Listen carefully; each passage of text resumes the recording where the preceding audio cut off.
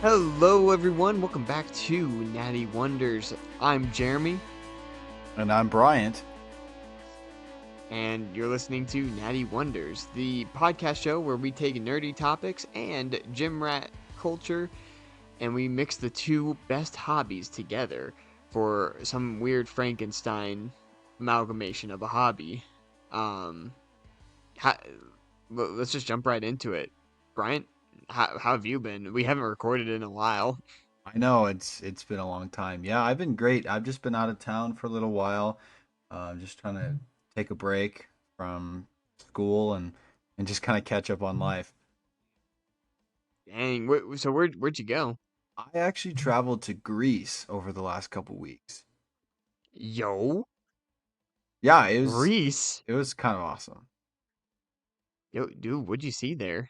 Uh, the things everybody sees, right? We went to Athens and to Sparta, and there's a couple places down on the Peloponnesian Peninsula.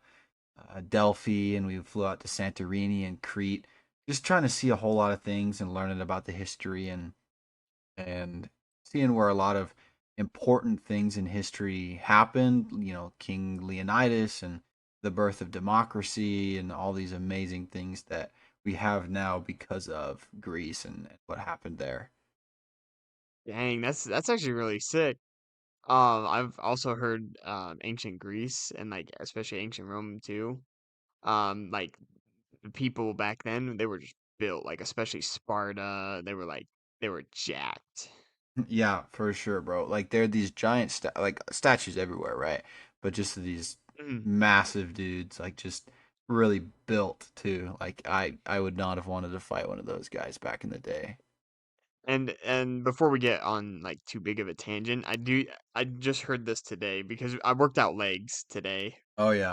Um, and I'll talk about that in a second. But like while we're doing hack squats and stuff, somehow we got on the topic of Sparta and Greece, and one of my friends that came with me, they were talking about how back in ancient Greece they didn't really take showers, but they had this oil that would pick up the dirt, and then they'd have like these little scraper boys or whatever that would just like scrape the oil off of their skin, and it would like clean them off. Hmm. I don't know if that's true or not, but that's just what I just heard today. You know, that sounds kind of similar to Greece. You know, that seems like something they would do. I feel like that would just kind of just make you feel like greasy and like pretty slippery like just all the time. I don't know how I'd feel about that. Hey, maybe that's what they're going for. You know, these guys when they do the bodybuilding competition, they grease themselves up so they look real good. So who knows? Maybe that Uh, was they, the plan. yeah, they're learning from ancient Greece, am I right? Yes, sir. All right. Well, first off, I'm running off of like 4 hours of sleep right now. Um, and you know, if I was like a bodybuilder influencer or something, or if we were, we would both say that is not good. Like I should not be doing that. But today for leg day, I did hit um a previous max of 245 on back squat for 3 reps. Let's go. So so I'm pretty proud about that. The bulk has been real. I've been drinking like these monster protein shakes every single day so far. That's pretty sweet, bro. That's awesome. Sounds good. Yeah, I feel like I've been just being gone for a couple weeks really does you in. Oh yeah, for sure, for sure. Not to mention like this is kind of going off on something else, but we've also been kind of taking inspiration from Tommy Platt's leg day. Mm. You know, everyone's been reviewing like Tommy Platt's insane leg day, which is like 60 sets, like 8 to 10 reps for each set of exercises, and it's like an it's like 10 sets of like back squats, 10 sets of hack squats, 10 sets of like leg extensions, right? All 8 to 10 and like going till or past failure. And so we didn't do that many exercises, but I've been now pushing myself more past failure, and holy cow, I can see a lot more progress. My legs were pumped up, blown up, destroyed. I'm getting quad cramps like crazy right now. Oh, it hurts so bad. That's what we like to hear. Yeah, and also in Tom Platt's leg day, it has a lot of like calf raises and stuff. Dude, I just skipped all that. No calves? What do you mean, man? I know. Listen, good thing I'm not an influencer. I'm just a hobbyist talking about my hobbies and inspiring other people to do that hobby as well. Inspiring other people to skip calves. Okay, listen, you could do calves, okay? I just don't have time. No, I get you, dude. Dude, I get you. college life is tough. Priorities, right? I know. So true. Well, we have a exciting episode planned today. Are you ready to jump right into it? Of course, always. Would you like to go over some of the gaming news that we have?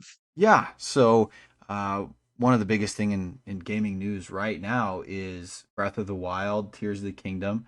The new Legend of Zelda game, and we just kind of wanted to talk a little bit about our initial thoughts about it, kind of what we've seen, what we've been hearing. I think the game looks amazing. Oh yeah. It's very much just a close twin, a relative of the previous game, and it looks great. It runs well. It seems pretty well optimized. What are your thoughts, Jeremy? What are you thinking about it? Well, so I haven't played the game yet, but I have been watching two of my roommates play it like a lot. And can I just say, holy cow, the world is massive. Like just right off the bat. I was looking at the map for the starter island that you start on, and it's huge. And then you expand like pan out into the world, and it's just a massive continent. Not only that, but then you can go underground in caverns or like the depths. Um, I thought that was really cool. So just like the scope and like how big this game is just really blew my mind. Hmm. That sounds amazing. You know, Hearing about the game and all the hype that's been leading up to it, I've been worried that it might not live up to the hype of its predecessor, the first Breath of the Wild. Yeah. I feel like it might be a little bit difficult to come up with something fresh and new while also keeping just that concept of exploration feeling fresh. But I think Mhm. that this idea, kind of the underground and just having more interesting locations to explore. I think they're really doing a good job with that. Again, still a lot of content to be explored that neither of us have fully explored yet. But it Mhm. seems right now at the beginning, it seems like it's well done. It's a well put together game. Bugs are on the low end. You know, things are working as intended. So Mhm. I'm really excited for what it has to offer. I think one of my roommates put it best where they said that Breath of the Wild, like compared to oh my gosh, compared to the original Breath of the Wild, Tears of the Kingdom, uh, like Breath of the Wild looked like a playtest with the controls. Tears of the Kingdom looks like it has mastered those controls and gameplay so that it feels so much more like a sandbox Mm, fantasy world. yeah, that's awesome. Oh yeah. Well, anything else that you want to talk about with that before we get on to the next segment? No, let's move on. Oh yes. So, this segment here, I've been wanting to talk about this because we have been me and some other friends in this apartment, we've been play testing the new OneD&D playtest classes and system, and I really need to tell you about it. It's pretty cool. So first off, do you know some of the changes that has happened on for OneD&D, like some of the big changes that they made? Yeah, I've read up on a lot of them, character creation and changes with some of the classes. What ones are kind of the ones you were thinking about? Like what are the biggest ones in your mind? So some of the biggest ones that I saw was probably like the character origins now. First off, they changed races to species Mm, for like what's your species, and then and the cool thing is that usually in D&D, the races would be the ones that would give you like extra like modifiers, right? yeah. Or they would boost your stats. But now the species they have so just the ability like some cool abilities that every species has. But now the backgrounds of your character play a bigger role in upping your stats. Oh, okay. So this makes it so that you can play a halfling barbarian and you don't have to ask your game master to be like, "Hey, can I instead of dexterity, can this halfling put the +2 points into strength?" Now you can just do it. You can just have the halfling and then choose like a background that will give you those stats that you want to play for that class. So I think that is a really good change. Not to mention also they made it so that um, exhaustion has is no longer just like 6 levels of exhaustion before you die. It's now 10 levels of exhaustion. I also saw too that it was greatly reduced, like the penalties for exhaustion. Like Yep. it's much more manageable now than what it was before. Because before, you get 1 or 2 levels of exhaustion, your movement speed is halved, and you have disadvantage on like basically all your rolls, Mhm. and it's just like you die. Like you effectively die on 2 or 3 levels of exhaustion. So I feel like this is a Exactly. really good change and one that's a lot easier to keep track of than the previous one. Oh, 100%. Especially because like for one, I could never remember for the life of me what the 6 levels of exhaustion were in 5e to the point where I'd always have to look them up.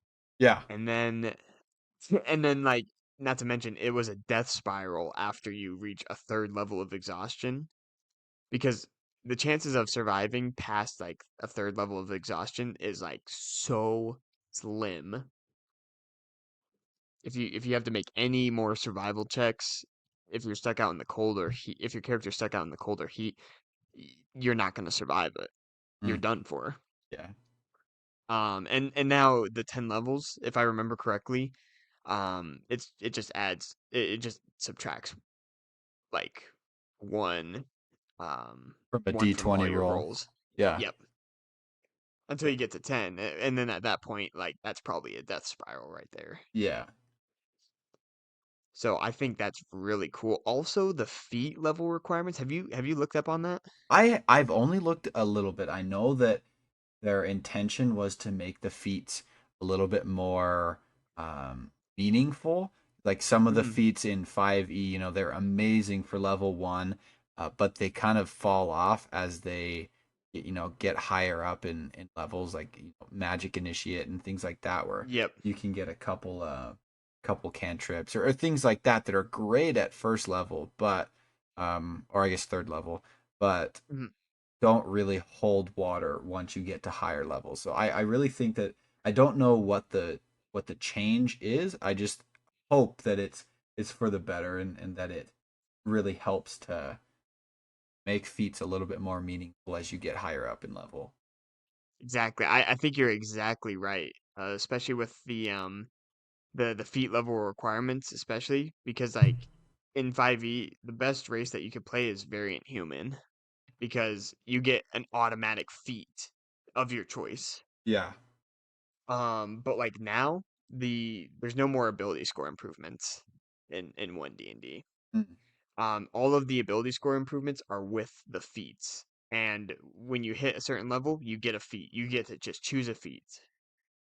that's awesome. And yeah, which I was like, dang, that's really cool. And now there's like prerequisites for, I mean, there were prerequisites for certain feats in 5e, but now there's like more prerequisites, like great weapon fighting or great weapon mastery is like you need to be 4th level to even like to have that one. Yeah.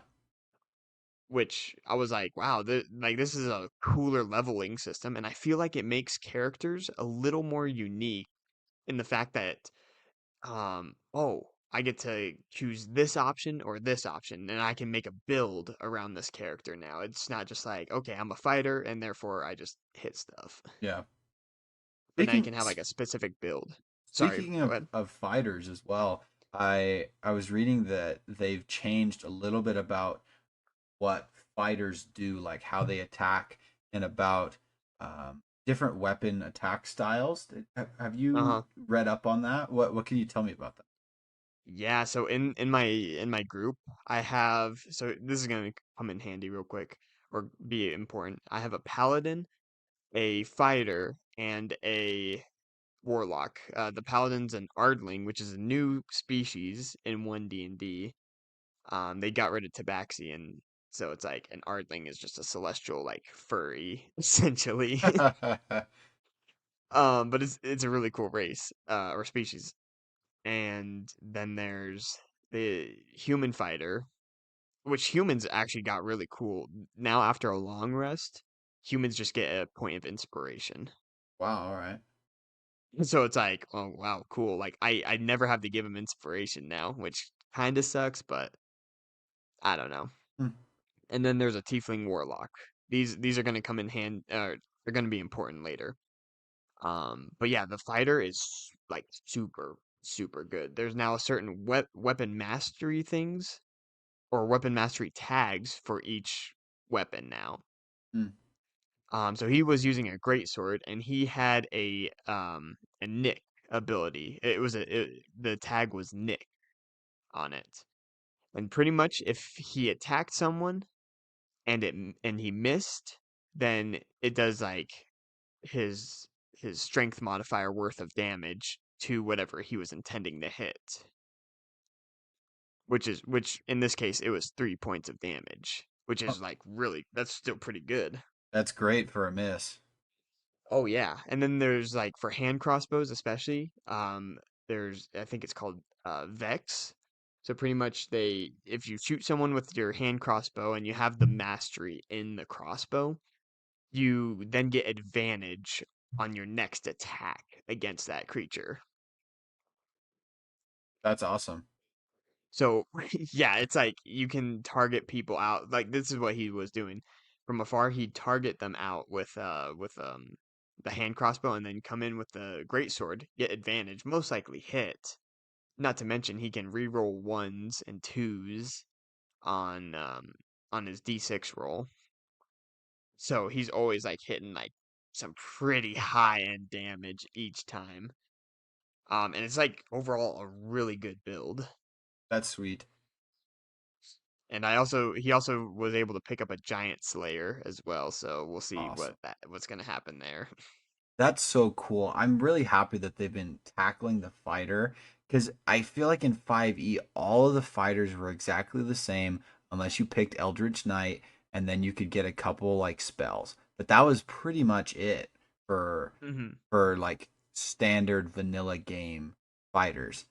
But I really like that they've just added this small thing that you can do, because I've seen that there are some of these tags that you can knockback and things like that that just Yeah. make your weapons much more useful and make you useful as a fighter as opposed to just like slashing and attacking like one time. Like I feel like it's a much better way to approach the fighter than anything that they've done in the past, and it just makes them more interesting and more customizable. 100%. Not to mention, let's real quick head over to the link that I sent you because on Reddit one D&D um they put a poll for the playtest class results and have like a discussion around it. I think it's really cool.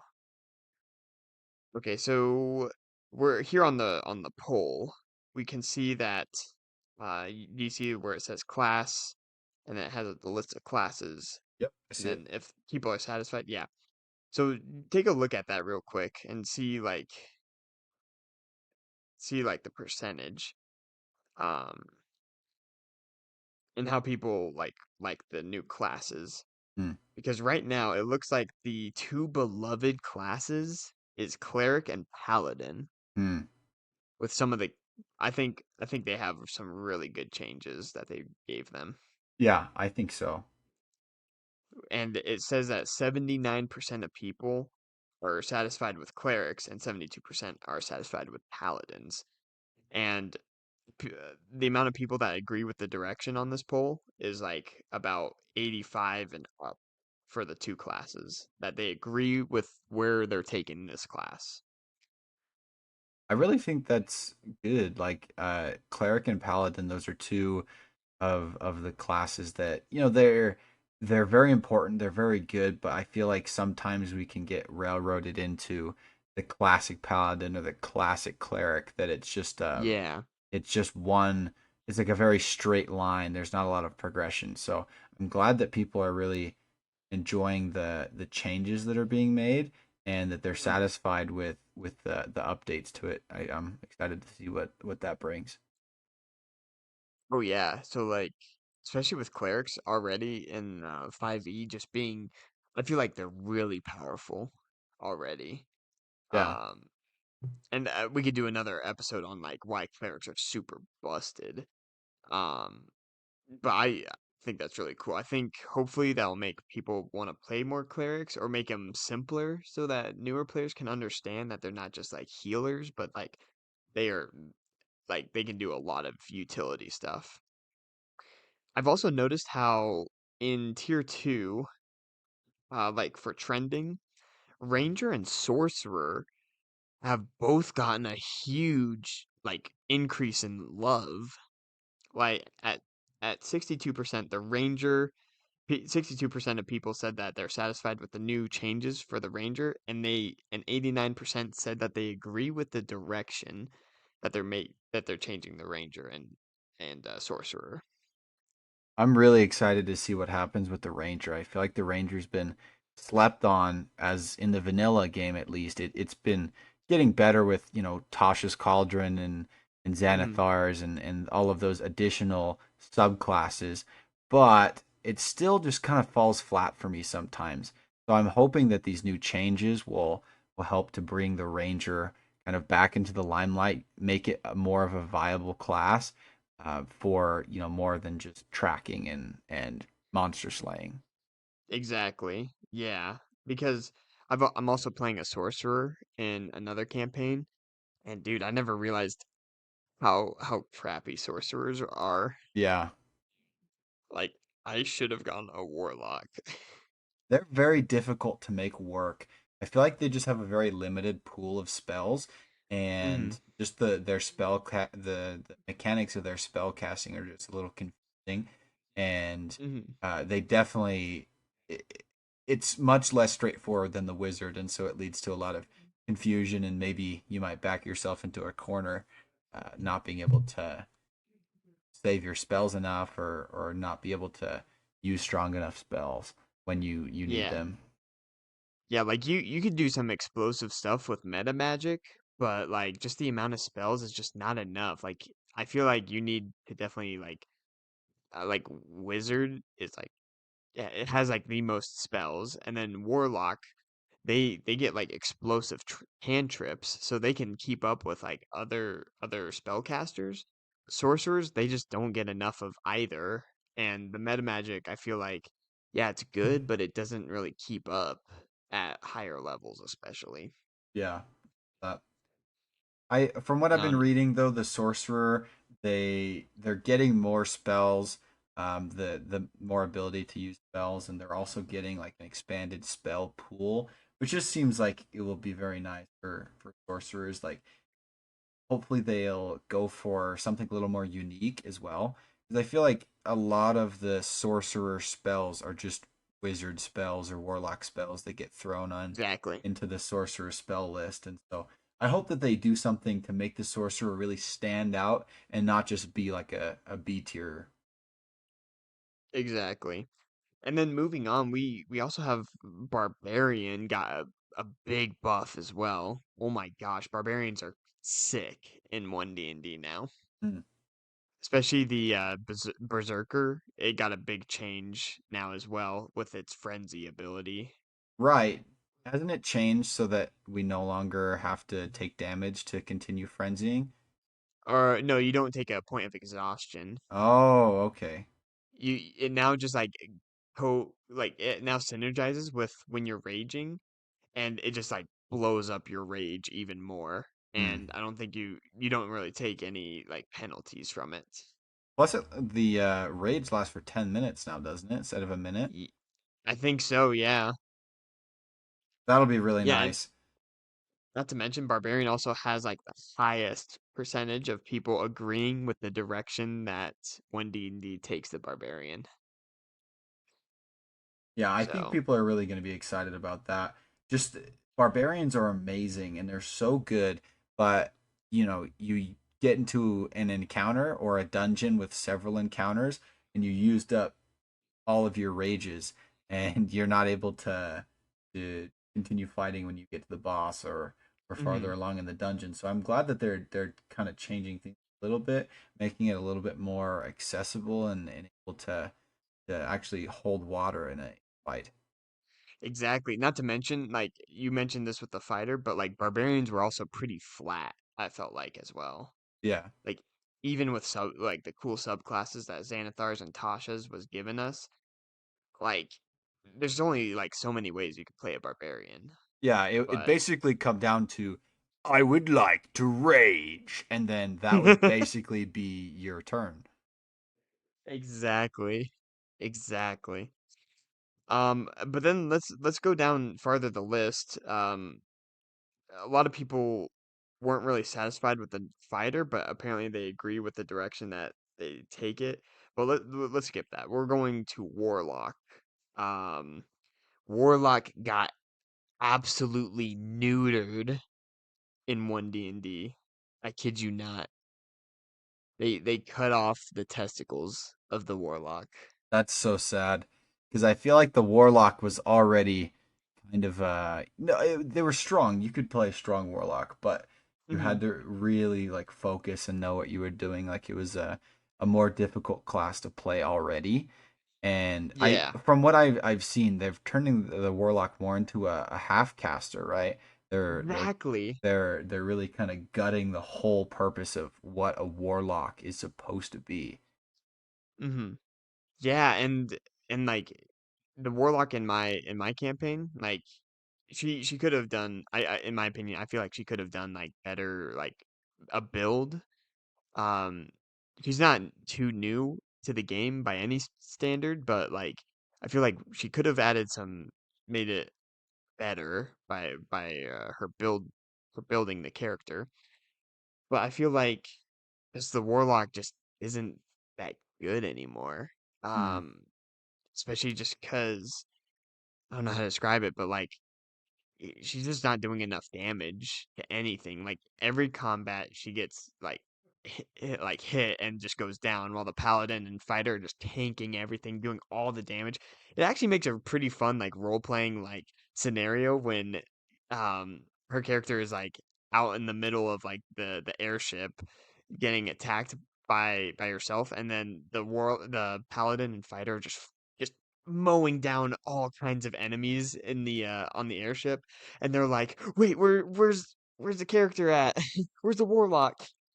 And then just like the warlock just getting absolutely destroyed. But just the cantrips aren't doing enough, and then they now have a lot more spells, but like I don't know. I think the warlock was just given like just really solid spells, like a small spell list, but just solid options, and then with more versatility, with the packs and the invocations that they could have. I don't know. I personally don't really like um, this new warlock build. Yeah, it's not sounding amazing from what I've seen. I've played a warlock a couple times, and I played it as a half caster, but only because I was at a lower level Hmm. when I played. So I didn't like it playing as a half caster. I wanted to be like three quarters and really lean into those spells and do some interesting stuff. But it seems like Warlock is kind of falling flat. Yeah, that I think that's just pretty sad. Yeah. And then on this list as well, Druid ranks last, just just after Rogue, Mm, which got Druid got 12%, but 56% of people agree with the direction that they take the Druid. So a little over half, yeah. but not no one seems really satisfied with the Druid changes. Yeah, I feel like Druid's been slept on. You know, they have their shape changing ability, and that's really cool, and their Druid magic as well. But it just seems like other classes do what they do better than they do. Everything except the shape change, of course. But Druids really have a lot of potential to be a really interesting, cool class Mhm. for especially for role playing and storytelling. But I feel like this has kind of fallen flat in the acting that way. Exactly. Yeah, it's like the if you scroll down on the poll to tier 4, the unloved, it says that Warlock, Rogue, and Druid have been rated low because a lot of people say that they're facing an identity crisis. They're not exactly sure what they're supposed to be playing whenever they play one of these new classes. Like, am I now a melee utility caster, or am I like, do I sneak around, or do I just um look around?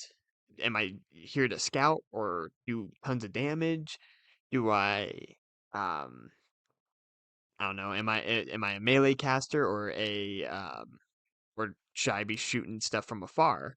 Because it seems like you can't really do much damage with either. I don't know. I don't know. I haven't really played Druid and I'm not sure exactly what happened to them, but apparently not a lot of people are too too excited about it. Yeah. They're excited with the direction that it's going, but not really satisfied with what what's going on with it right now. But overall, what do you think of the list? Because yeah, what do you think of it? I think it's very interesting.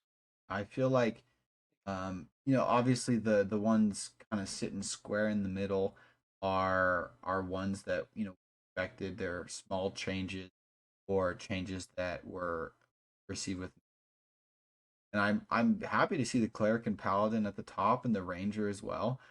Just Mhm. I really like to see those classes kind of take more of the limelight. Paladin's right there, but cleric and ranger, I really like to the change there that maybe more people will start playing. I am a bit perplexed though about the rogue. I don't know what exactly happened to the rogue, what they've changed, Neither but do I. the rogue has, it's been a staple. Every single party needs it. Every single, you know, character, um, or every time I play, you know, there's always a rogue that's made or being played. So I feel like this is an interesting thing that so many people are dissatisfied with what the rogue. 84% of players are dissatisfied with this new rogue. And I'm also looking at some of the comments, and someone suspects that the reason it's dropped so low, like a lot of people are pretty perplexed at how low it is. They're saying the rogue drop was probably due to the buffs other classes received that stepped on Rogue's toes. In comparison, Rogue received very few tweaks. So maybe they just need to um either nerf some of the other classes' abilities, or they need to most likely tweak um more of the Rogue's abilities, and making it just more of like a useful scouter, trap finder, and lock picker or sneak attacker. Yeah. Yeah, maybe that's probably why, I'd say. But yeah, that's interesting. I have to agree with you though. I'm really excited for Ranger, Sorcerer, and Cleric especially, and Barbarian as well. I'm excited for those tweaks. And I think that this new OneD&D system overall is going to be, I think it's going to add a lot of versatility, and it's going to make newer players, hopefully, it'll make newer players feel like they're not confined. but that they can like really just grab grasp the basic mechanics and for at the first level, and then just like start to add on over time, to the point where they can be like, ah, yes, I feel like I've mastered the game now. Yeah, I definitely like the change. Exactly. All right. Well, that is all about our rant on OneD&D. So far I've been enjoying the playtest, and honestly, I'd probably be down to do like a mini like campaign diary update on like this podcast. Um, because like so far this campaign is pretty sick. I was telling you a little bit about how like they're on airships right now. They're fighting Warforged. Takes place in Eberron, which is a sick campaign setting. That So I sounds might do that. awesome. I'd be down to do it. Yeah, All right. Shall we get on to our next segment? yeah, let's do it. It is the Gym Talk slander. All right, all right. Which one are we watching for? All right, all right. Let's see, let's see. We can let's start off with the you see that that the one by that Jim Humor. Yeah. Let's watch that one. Let's see what's going on there. Okay, sounds good. All right, so this guy is doing a whole back bend on a bench and bench pressing, what is that? Oh Not my 135. gosh. Yeah, that's a plate in 25. It's a 180? Yeesh, 185, yeah. Oh my goodness. Oh my That's gosh. horrible. Dude, Rate the form. I have no idea. Listen, uh, mm, please, if you're doing this kind of stuff, please stop. Like, oh, what the heck? Dude. Oh my That's gosh, he scary. like I like the top comment where it says he 100% slurps on his meat. Dude, this guy literally does though. If he can bend that He far could. forward, dude can bend that far, or if he can bend that far back, he can bend that far forward. Better believe Oh it. my gosh. He's benching more than me like that. I know, what the heck? Jeremy, you gotta up your game, bro. I know, I know. And then this one is this is actually D&D related for the Ooh, next one. I like it. You want to watch that one? Let's Yeah, watch let's that one do I right it. now. think Yep. that you're in combat and your character goes down. Yep. 0 hit points.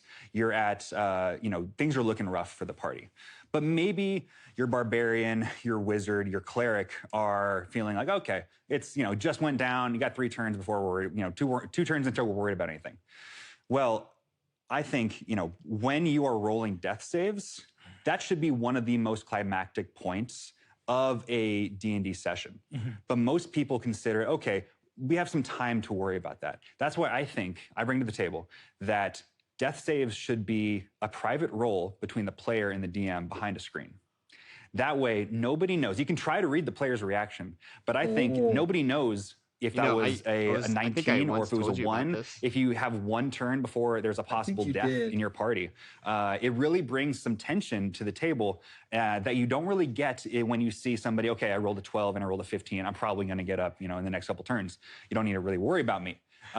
You can have 2 rolls and think, okay, this person could be dying. My best friend in this game could have their character dying. I need to go help them. I don't want to just wait for them to, get up on Oh their yeah. own. That sounds like a very, very interesting thing. You know, I don't know what to think about that, honestly. Because I think he's totally right there because I've seen like in combat where you got the cleric and they're like, "Oh, okay, well, let's just finish this fight real quick and then he'll be fine. Like we got like a couple turns until we got to worry."